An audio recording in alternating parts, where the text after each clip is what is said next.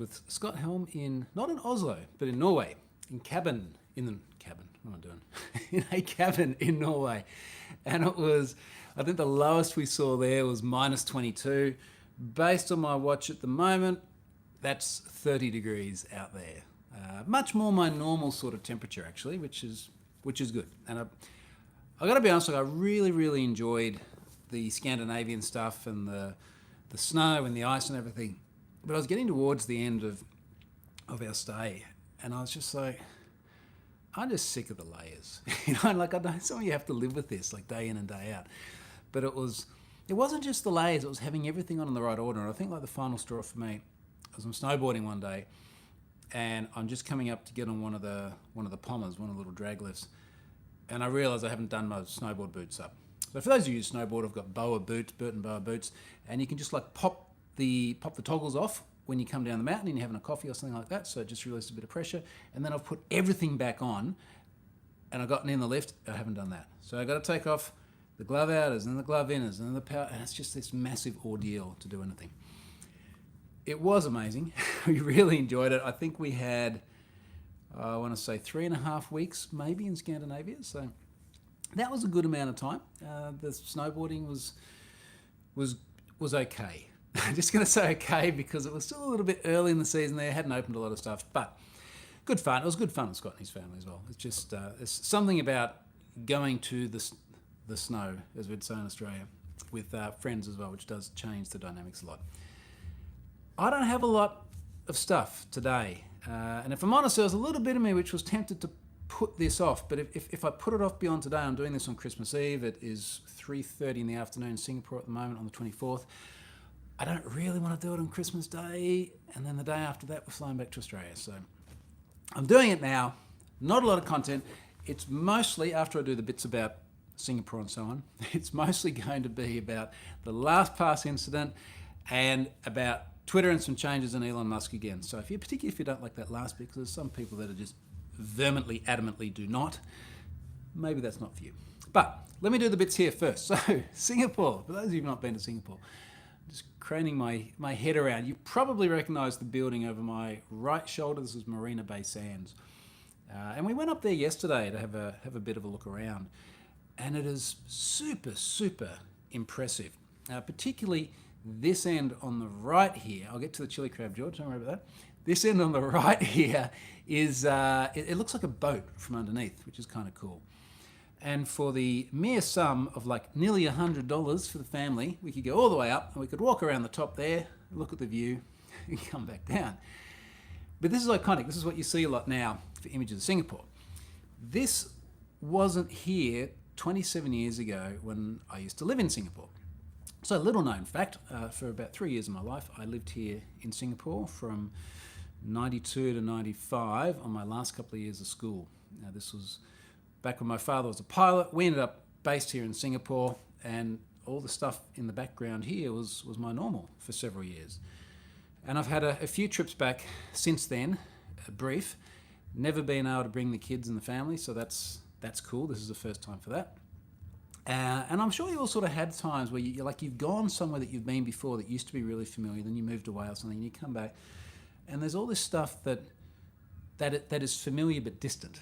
You know what I mean? So yesterday I had a long walk around. I had a meeting with some law enforcement stuff, cyber related, which was actually really great in the city. And I just went for a big walk on the way back.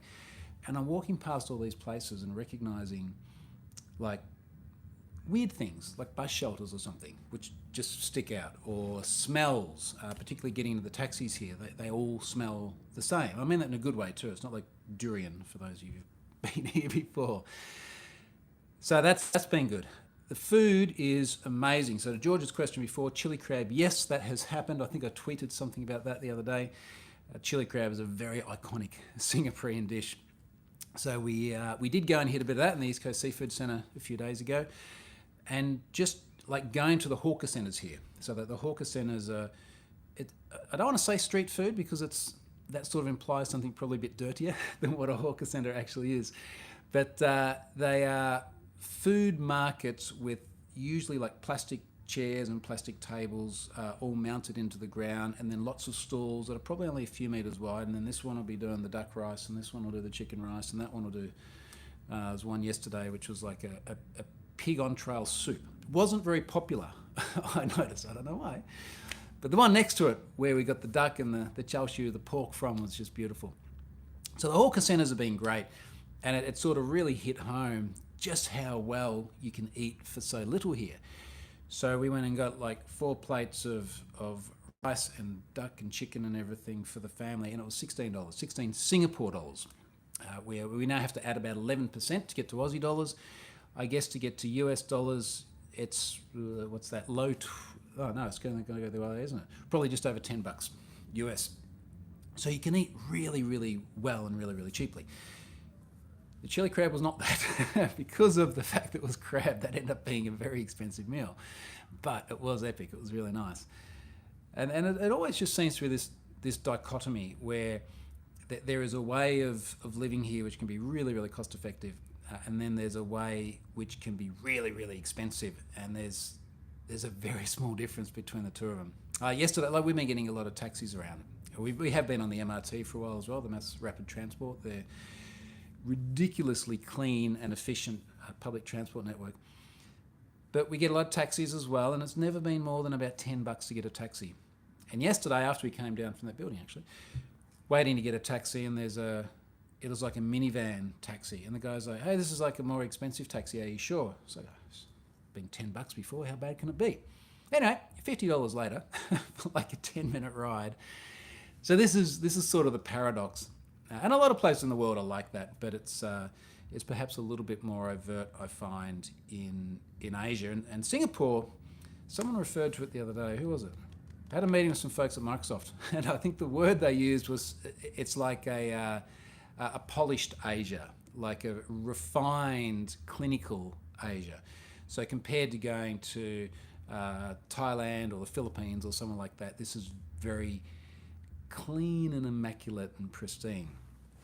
And I think it maybe just amplifies some of the differences between, taxi A and taxi B, or food stall A and food stall B. Been at Universal Studios today.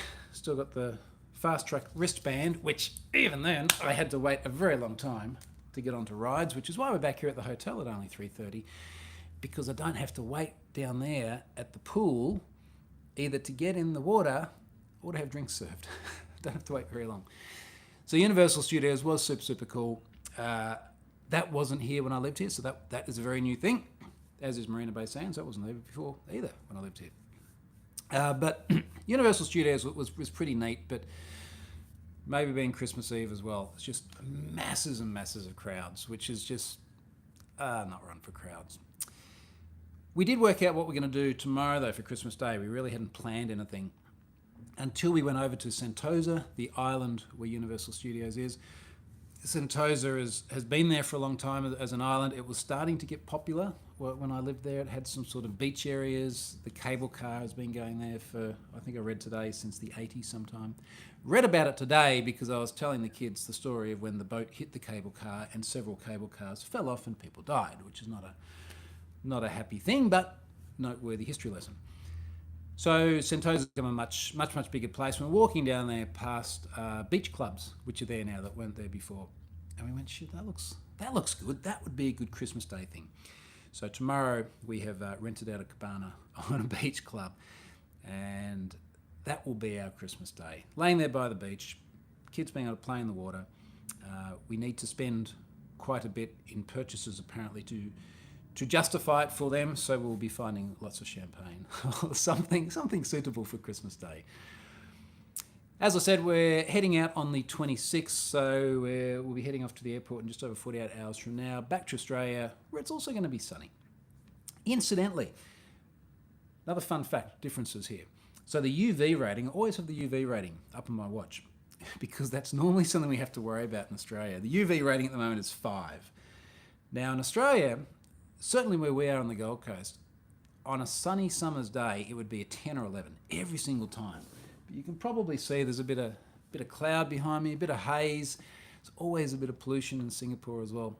So as much as it's warm and in particular humid, it just doesn't have that bite to the sun like we'd have in Australia, which frankly is probably a good thing. Let me have a look at the comments here. Yes, Sir George asked about the chili crab. I have covered this chili crab. He says Singapore has changed so much last 10 years even. Yes, I think that it was probably about 10 years ago I spent several days here last when I was working for Pfizer.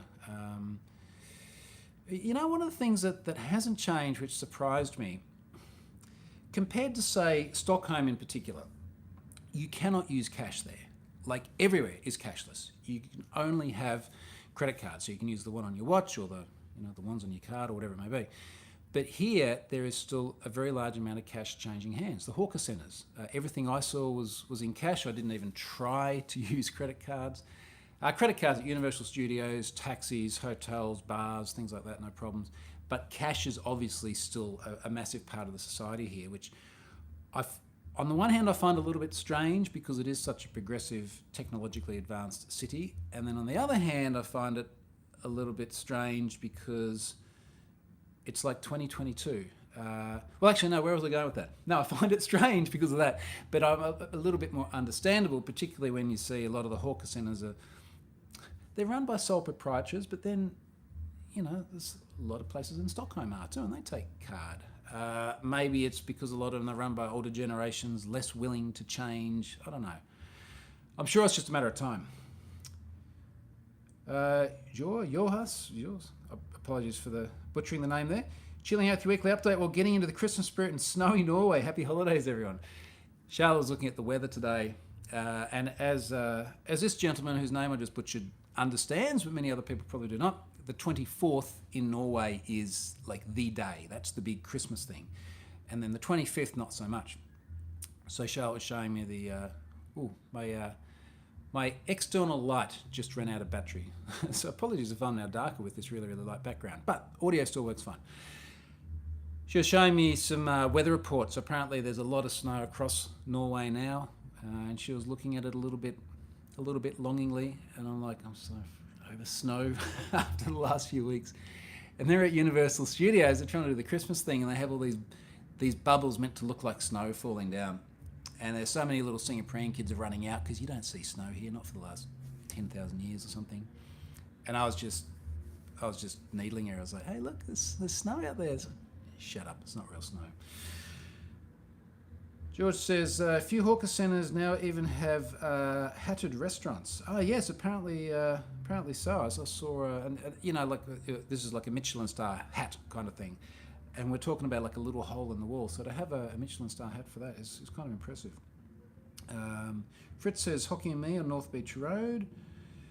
Adrian, you need, no need for Uber in Singapore. As far as I know, there is no Uber in Singapore either. But the taxis are mostly plentiful. There are some taxi apps. I did end up using one yesterday because we had a bit of trouble getting a taxi otherwise, but that seemed to work pretty well.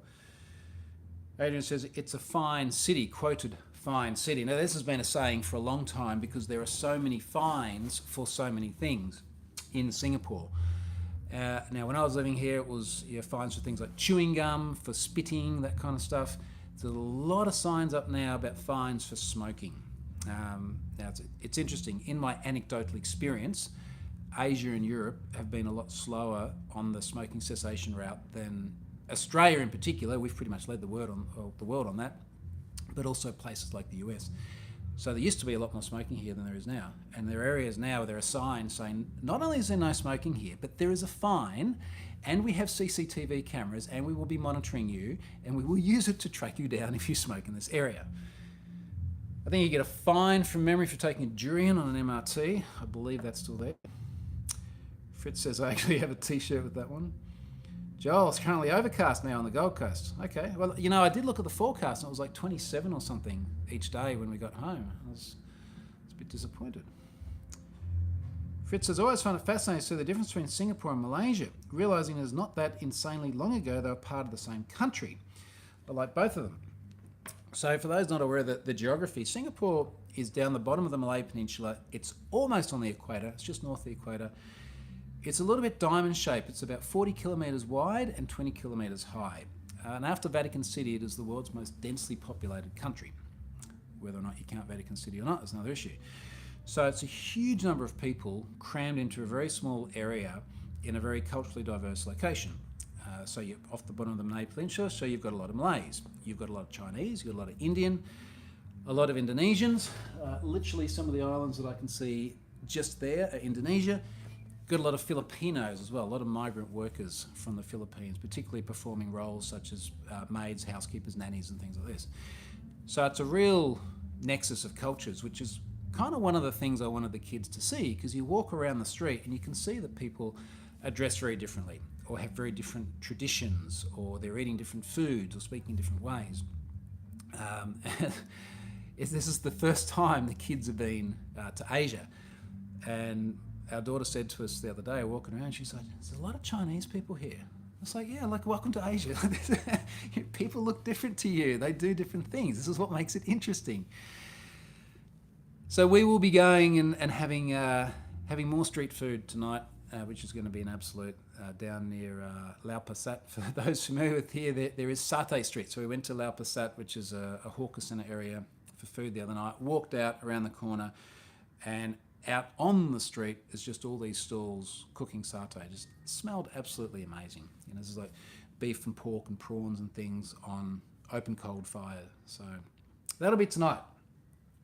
Now let me talk about some of this cyber stuff that is still going on, even though we are here doing this stuff. Now, two main things I wanted to cover off, and the first was LastPass. Now, I'll lead with full disclosure. I'm on 1Password's board of advisors. I have financial incentive for them to do well. I am always very, very cautious about recommending 1Password, or leading with, go and get 1Password when talking about password managers, because my view, and I'm sure it's the same with the leadership of 1Password as well, is that it's in everyone's best interest to have a password manager. Like, that is a massive step forward than not having one. And then when you get to that point, I really like 1Password because of a whole bunch of reasons.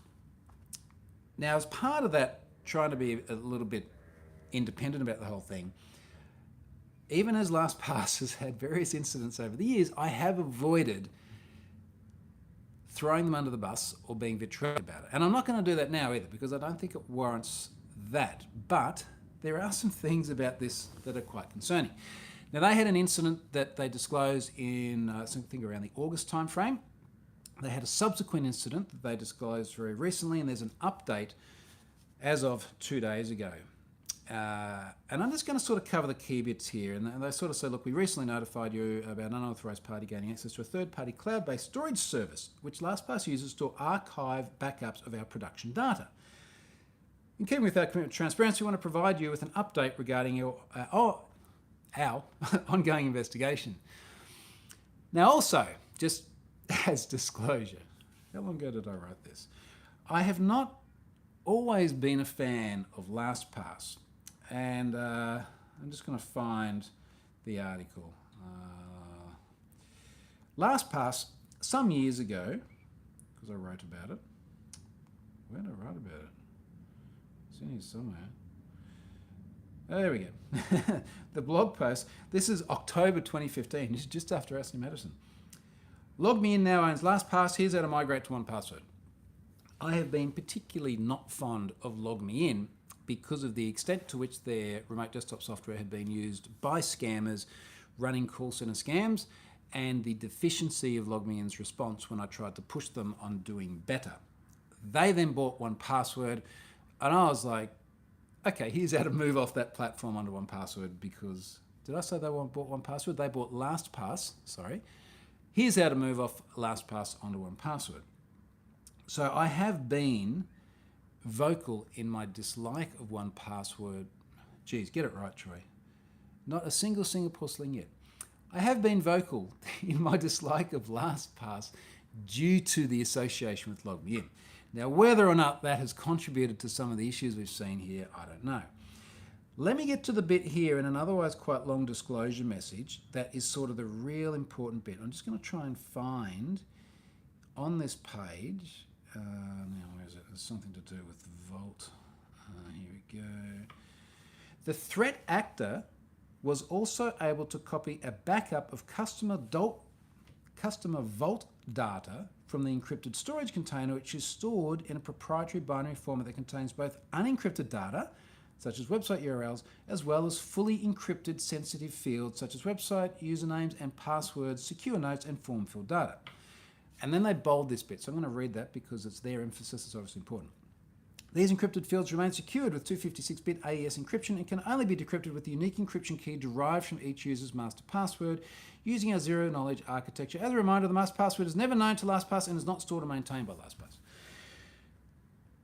Now, the bit which I think is most concerning here, and many people have flagged, is they've said, well, what if the master password is brute forced?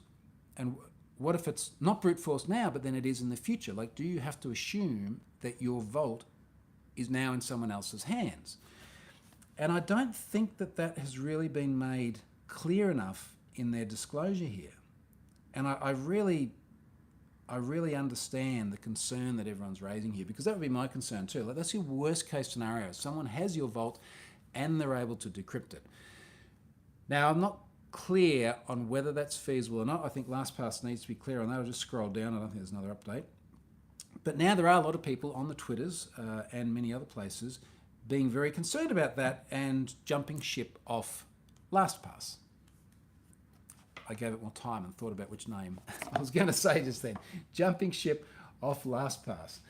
Now, a couple of things on that. So, first of all, my view of it is that so long as you are using a password, include a password manager, including LastPass, as opposed to not using one at all, then you are in a much better position. In fact, I wrote another blog post titled "Password Managers Don't Have to Be Perfect, They Just Have to Be Better Than Not Using One," which was effectively to say if we look for perfection and we identify and then discard anything that doesn't achieve perfection, then we just fall back to something which is much worse than something that is just less than perfection anyway.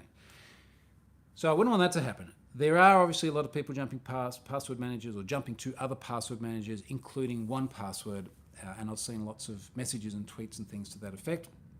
Obviously, I'm happy with that in terms of 1Password doing well. Frankly, I'm also happy if I see people moving to another password manager which they feel more comfortable with. I have seen a lot of people say that they're moving to KeePass, which is fine.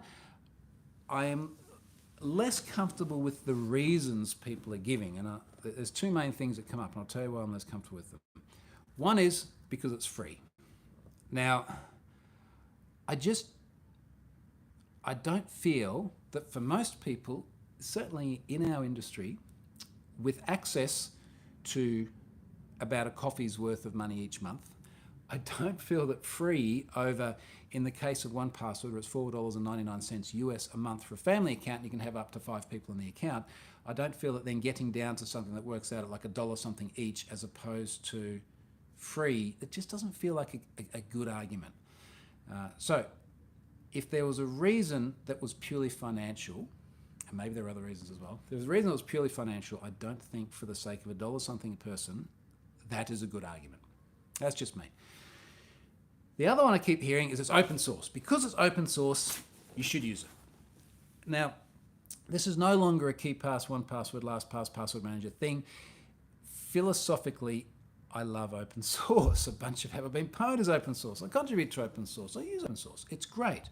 But that alone is not reason to go and use a product on a security basis. I feel really uncomfortable with that premise. And it's a little bit like this assumption that because it is open source, there are all these people looking at it and inspecting it and making sure it's okay, so therefore it is fine. It doesn't work that way. OpenSSL taught us it doesn't work that way. If you're doing it from a philosophical perspective of supporting communities and encouraging more things to be open, etc., then fine, I get that, but I don't buy that as a security argument, particularly not when we have the likes of 1Password investing masses in audits, which are then made very public, and also investing in a lot in things like bug bounties as well. Find a serious bug in 1Password, you're going to make a lot of money. So there are a lot of eyes on it. Now you can whack all of these things on the scales if you like and balance it up, and you might put more weight in open sourceness because you can go and view the code yourself. I can't think of anything worse personally than having to review the password manager code. You might put more weight in audits that you can go and view yourself. like whatever, but just because it's open source is a good reason to use it, to me just does not hold water. Now, one of the other things, and I was just seeing a comment here from George as well, cloud sync is worth dollars. Too fiddly managing offline ones like KeePass in 2022. Now, I'm being cautious not to comment too much on KeePass because I don't know if I used it years ago and I was looking at which password manager to go with. I certainly haven't used it recently. I don't know how they do synchronization. But to me, synchronization of the keychain is one of the most important things, because I have this iPhone, this iPad, that laptop, and my PC at home, and I need to have everything synced across everything because I'm logging on to different places the whole time, or buying something with a credit card somewhere else that I want stored in my password manager. The synchronization story is really important. And before 1Password's cloud model, their synchronization model was Dropbox. And then they had the cloud model, and then a lot of people got upset because it's the internet. And then they had eventually got rid of the standalone model, and now everything does synchronize via 1Password services. It is a very slick experience, which for the vast majority of people, that's what they need. I think synchronization is a massively important thing, and to do it seamlessly without you having to orchestrate the third parties that do it, that to me is a massive, massive, massive thing. Now, to George's point, if KeePass doesn't do that at present, and you have to take care of it yourself, personally, for me, that's a massive deficit. That is not a product that I would recommend, certainly to my non-technical friends as well. Fritz says a couple of years ago, the German IT magazine C''T did an excellent comparison of multiple password managers. They were less than positive about LastPass, but very positive about KeePass and 1Password. And look, I've certainly seen reviews similar to that as well. I've seen reviews that are more loving of other password managers, and there are a lot of other ones out there. Dashlane, for example, is the one that immediately comes to mind. Some of those, in fact, I think Dashlane also use things like pwn passwords from Have-O-Pwn. So, I don't make any money from that, but I'm happy with that because I think it's a good thing. And again, like my narrative is, I think just using a password manager in the first place is like 9/10 of the way there, and then we're kind of arguing about just this little bit on the end as to which one is better. Last year, in fact, I just retweeted this blog post, but last year I got 1Password to do 50% off for the first 1,000 people that followed a link that I published. And my premise was go and give a family member 1Password for Christmas.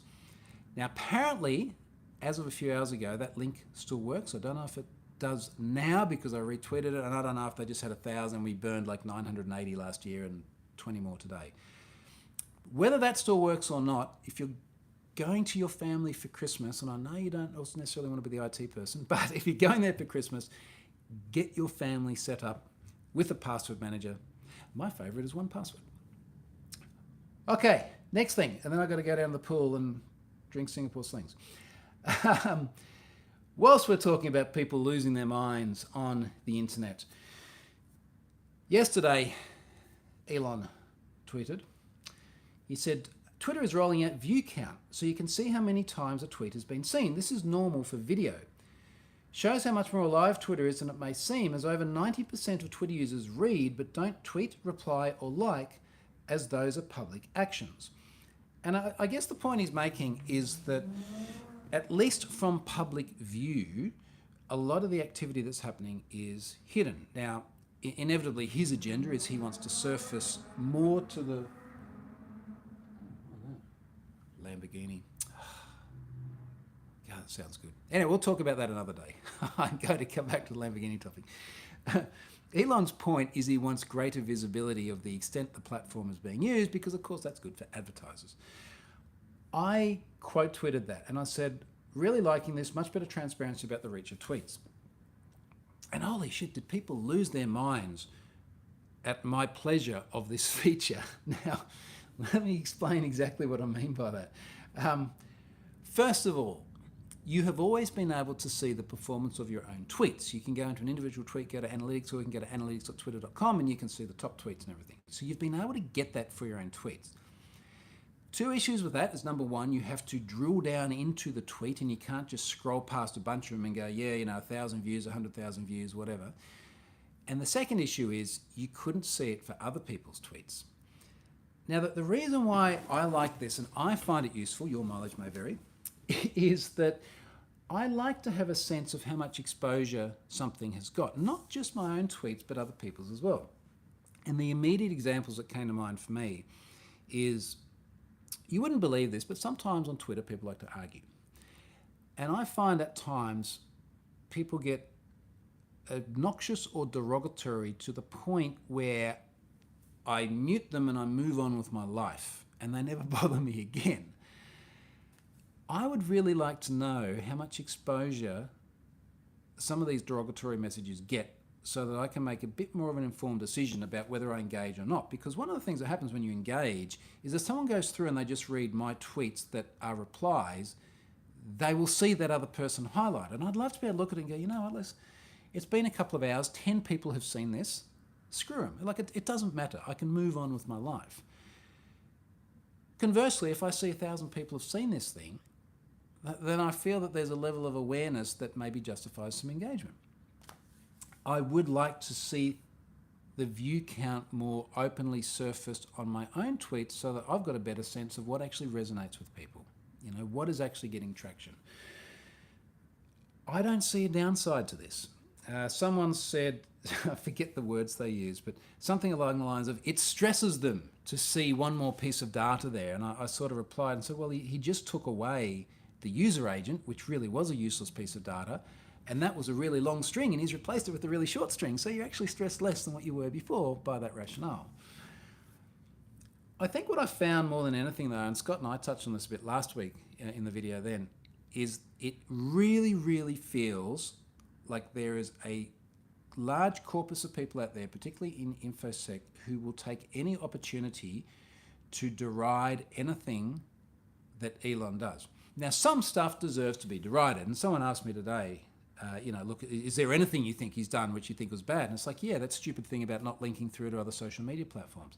That was dumb. He rolled it back very quickly, so obviously realised it was dumb. I still cannot imagine how he ever thought that was a good idea. There are a bunch of other things which are a bit borderline. There are a bunch of other things which I think are positive, such as removing the user agent string. He seems to have been a big part of many of these decisions. But I don't like the idea of taking every opportunity just to pick up the pitchfork and the torch and like go after the guy just because it's him, as opposed to actually targeting whatever it is that he's actually done policy-wise. Now, inevitably, he is not the only one making the decisions there as well. And obviously, since I did this last week, it looks like he will no longer be CEO soon. So he is accountable to a board. He needs other people to implement things. I'm sure that he's not the only one making these decisions in isolation, even though some of them do seem a bit erratic. So the idea of just chucking him under the bus for every single thing you don't like really doesn't seem to make a lot of sense. Let me have a look at the comments here. A few other comments here around the password managers here. Fritz is moved to 1Password with the family and never looked back. Excellent support and well worth the money. I had not even heard of this Hunt guy yet. Okay, so I can't take credit for that. I must use 1Password more than, outside of probably my browser and Twitter, I probably use 1Password more than any other product. And so does Charlotte. And my kids use it a lot. And it's great stuff. It really is great. So I'm going to look at YouTube. KeePass is in my OneDrive. Syncs over all devices. No problems, but it is a bit of an old interface. And that's fine. But, again, you need to then decide how you're going to roll your own synchronization model. And for someone listening to this, you're probably more of a technical persuasion. For your average masses out there, and 1Password is now a massively adopted consumer product. It has to be slick and seamless. Fritz, have to go. Merry Christmas, everybody. Safe travels. Thank you very much, Fritz. George, giving cybersecurity audit vouchers to family for Christmas. Hope they take it the right way. I imagine that sounds like it's going to make more work for you, George. So good luck on that. Look, on that note, I'm sure that many of you are going to be, if not already away on holidays with family and things like that, going and doing that soon. Enjoy your coming days of being the tech support person, so good luck with that one. I will definitely not be doing any tech support down at the swimming pool and then sitting on the beach in Sentosa tomorrow, just drinking through the hundreds of dollars of champagne we need to get through in order to have the cabana for half a day. So I shall tweet some photos of that. Thanks very much for watching today, and also throughout the year, folks. It has been it has been an amazing year of many levels. Maybe I'll try and do some sort of retrospective next week, because that will be it will be the New Year's Eve episode if I can do this 1 week from today, which would be a day late. We'll see. I'll find some sort of retrospective. Take care, have fun, and enjoy your Christmas days, whether that is today in Scandinavia or tomorrow much of the rest of the world. See ya.